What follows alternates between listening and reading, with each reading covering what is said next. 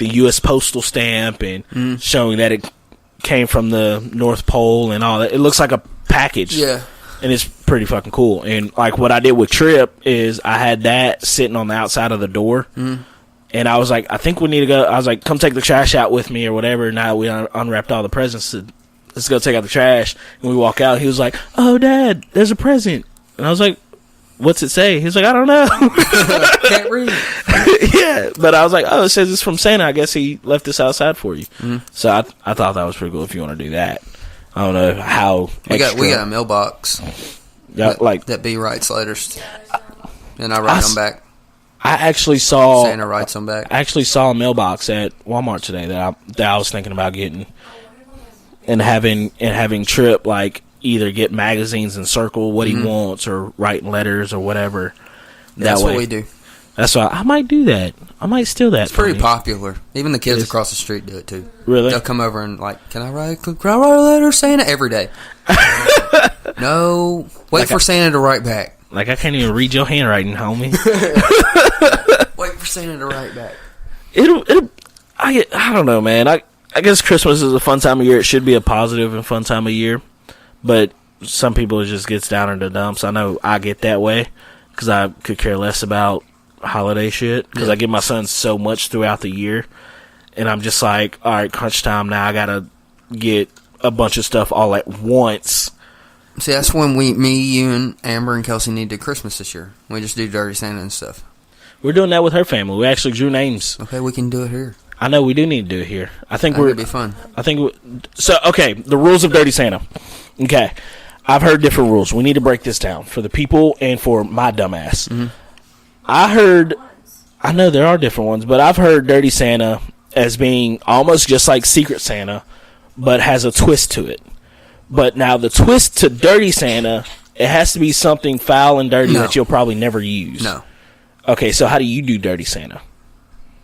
I mean, we just draw names and we pick. That's Secret Santa. See, to me, that's Secret Santa. Yeah, but we don't draw names. No. Because, see, Dirty... We don't draw names. Everybody buys a present. Everybody buys a present. Has a $25 minimum. Or 25? Yeah. See, I don't feel like you can... And you put it in a pile on a Okay. table, on the floor, whatever. Pile on the table, on the floor. You get a little piece of paper, Okay.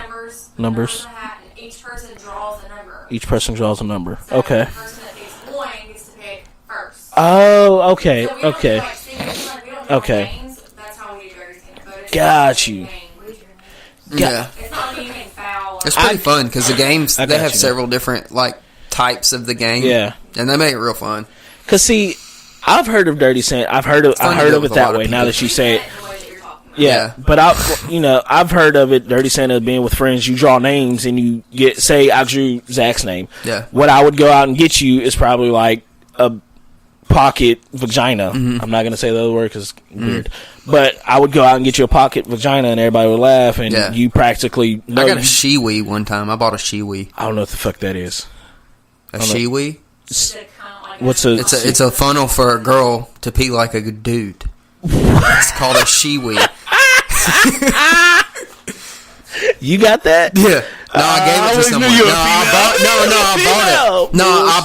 I bought it and put it in the present, and someone else picked it. Like, it's hilarious. Oh, damn. But see, that's what I'm saying. That's what I always thought Dirty Santa was.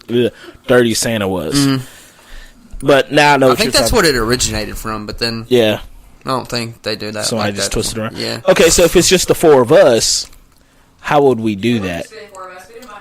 Yeah, Okay, John, John, Tammy, okay. Liv, and Jake. So we need to figure out a day for this. Yeah. Sit down, calculate everything out, figure out who all going to be here, so we can all do this. Because I think it'll be fun. Yeah, it would. Because I for stuff like this, I pick really good gifts. Because I think me and my brother and our family and friends, we did it last year. Yeah. For Christmas, and I ended up buying a mini. Jack Daniel's barrel that you could put your own whiskey in, and the oak will soak into it and all that. And that's what I got. Yeah. Like that's what I brought. Everybody else I try brought. to buy stuff from like Spencer's.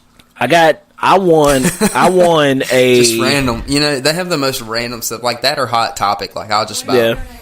I won a $15 gift card to Chick-fil-A. and then like a $10 gift card or $10 Visa. See, it's fun playing with my mom because my mom would go out and buy like $100, $150 Starbucks cards and gift cards and stuff like that. Yeah. Like you're basically just. And see, that's how I feel, man. You can't really find good things that are only $25 and under. It's hard, especially in today's economy. It is hard to find something dollars for only $25 and under that's worth something and that's going to hold up and last. Right. That's why everybody's like, people will be like, oh, I'll give you $5 to take me somewhere. Bitch, $5 to give me a half a gallon of gas. Fuck out of here with that bullshit. Mm-hmm. So that's why I feel like Christmas gifts or things like that, when you do those things, they should at least be under 40. Yeah. 40 and under, to me, is good. Right. Like, it's not too bougie or too expensive or whatever, but whatever. $40 is max to me. Yeah. Because remember, back in the day, $5 and $10 used to be able to get you a lot of things. Now it's you need $50 to get anything. Right, that's true. You know, but yeah, we could set it at 40. That's fine. I think that'd be cool to do. I think that'd be fun. Mm-hmm. What I was gonna ask you about something. What? Halloween just passed. Okay, right. There was a law up north. I don't know exactly where, but I know it happened. Well, it wasn't a law, it was an ordinance, more so say anything, that you cannot be 12 years of age and older and trick-or-treat. Did you see, because y'all went trick-or-treating, we didn't get to go. Yes, we saw people older than 12 trick-or-treating. Way older. Did they have kids with them? No. That is... They weren't even dressed up. How do you feel about that? I want to know your thoughts about that. Tell me your thoughts. I don't know. You dress up, I don't care. Yeah. Okay, so... But if you're broke, like if you're poor and you want candy, trick-or-treating's the way to go. Okay. So... But if you're poor, you can at least dress up as a Raggedy Ann doll.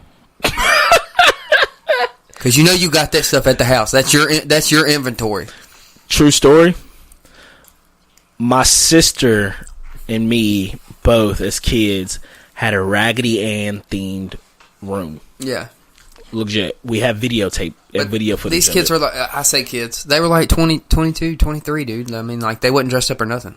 Going trick-or-treat. Yeah. 20 years old. With the bag and everything. Trick-or-treat, what's up? No. They look 20. See, my thoughts on it, 12 is kind of pushing it. 12, I think you should allow 12-year-olds. Now, if you have, the way I see it, if you have a driver's license and you can drive, you shouldn't be trick-or-treating. and you can obtain a job at 16 years old, you can go to Five Below and buy all your candy. I feel like you should not be trick-or-treating, whether you dress up or not. Now, if you have a little kid like Chuck E. Cheese does, with Chuck E. Cheese, you're not allowed to get into the Chuck E. Cheese establishment without having a child with you. Right. Unless you're, like, coming for a birthday party and whatever. Right. But to go in as a regular person and to go play the Chuck E. Cheese game, eat their pizza, and have their two beer minimum. Yes, Chuck E. Cheese sells beer, if nobody knew that. But you have to have a child with you to go in. I feel like if you are 16 years of age and older, you should not be trick-or-treating unless you have a child with you that you are escorting to the doors. And I'm not talking... You're 16 and you have a 12-year-old or 13-year-old with you. Right. No, I'm talking like, little kid age. Right. Then you can go trick-or-treating. So, I can understand the ordinance behind the whole 12-year-old whatever, but these people, when they did the ordinance, they were talking jail time and fines.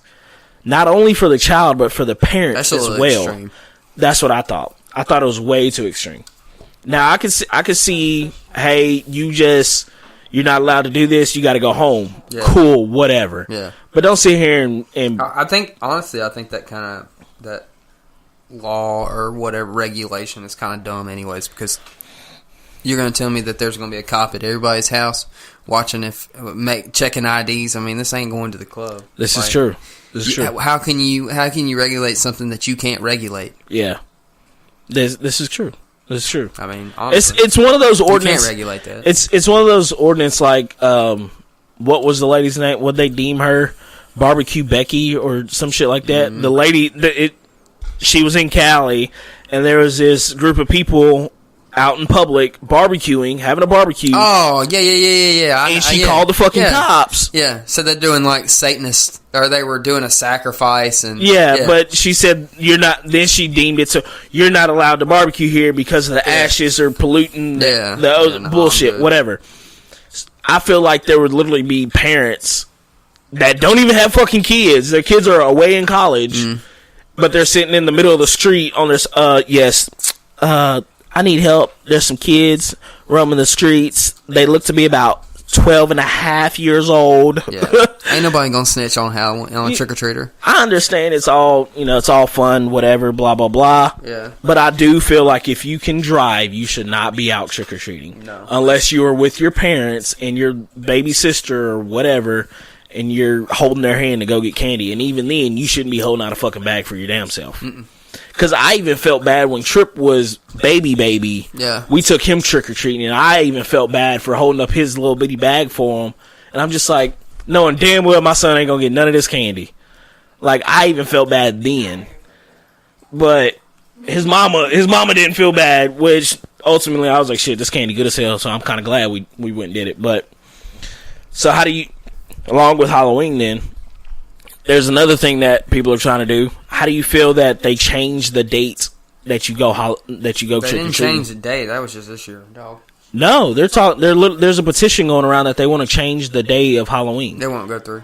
They want it, instead of it'll still be on the 31st, but they want everybody to do trick or treating and all your partying and things like that the last Saturday of the month. How do you feel about that? That won't pass. Why not? Because it won't. Okay. The only reason they did it this year because there's rain in the forecast. Okay. Besides will it pass or not? What are your thoughts on it being the last Saturday of the month? I mean, it don't matter to me. Nothing matters to you. I'm going trick or treating the 31st. But see, I feel I'm going trick or treating on Halloween. And if it rains, I'm going to trick or treat the day before. And if it doesn't rain, I'm going to trick or treat again the day after. I'm going to trick or treat twice. If it rains, I'm going to trick or treat the 30th. If it doesn't rain, if it rains, I'm going to trick or treat the 30th. And if it doesn't rain on the 31st, I'm going to trick or treat again on the 31st. Okay. You don't get what I'm asking, but okay. No, I get it. What? How do you get it? You just said you don't care. You're just gonna trick or treat. Yeah. But what I'm trying to get at. Do you feel I don't understand why folks get butthurt. They're not getting butthurt? They did get butthurt. How are they getting butthurt? Because. Please explain. Yeah. Why did the people in your neighborhood get butthurt? They said that they trick or treated in rain, snow, sleet, like the mailman, in hurricane and thunderstorms. They were out trick or treating. To me, that's just dumb. So, I mean, would you have your 6-year-old out? No. Walking the streets in a thunderstorm? No. Getting soaking wet? No. In 40-degree weather? Trick or no. No, I didn't either. I'm not trying to have pneumonia and go to. But that was the reason they got butthurt, because everybody trick or treated the night before they were supposed to. But they do realize times change, right? And shit has to change. No. No? No. This is why. That literally was it was like 50 comments on the subject. That is ridiculous. On the Nextdoor app. Yeah, everybody was butthurt about it. These motherfuckers. And then they were complaining about the kids in the street. It's like, well, you knew that all the kids were trick-or-treating. So why are you busting corners on your way home from work? Not only that, but when you know the kids are trick-or-treating, there's going to be people in the street with their parents. Yeah. It wasn't like they were unsupervised. Not only that, they're going to probably get mad about the kids being in the street, but then you want them to walk in the grass in people's yards, and then the people get mad about them in the yard. Yeah. So it's a lose-lose situation. And I find it funny where you live at, people are getting upset about changing the day of Halloween or whatever, but yet these motherfuckers can't pave their streets out here. True. They got potholes bigger than apartments in the middle of the road, but they out here getting mad because kids are walking in the middle of the street when they're trick-or-treating on Halloween. Mm-hmm. Don't get it. So you need to go on your Nextdoor app, whatever the fancy white people got, and text them and say, hey, instead of y'all getting upset about the day of Halloween, can y'all get upset about these potholes that we having to drive over every day? Man, there was a rant today. What was that rant about? A dude was complaining about, he got onto these, he said there was some, 2 or 3 kids that looked 12 to 14 years old riding their bikes in this foreclosed driveway. Yeah. So he stopped by and told them, you need to get out of the driveway, it's foreclosed. You have no business there. They wouldn't cause no trouble. You know how we were kids? We always wanted, Yeah. we was trying to jump the little curbs at the end of the driveway off the curb, And he called them out on the Nextdoor app, and then their parents found out, and then they were going off on the dude that said something to them because they were like,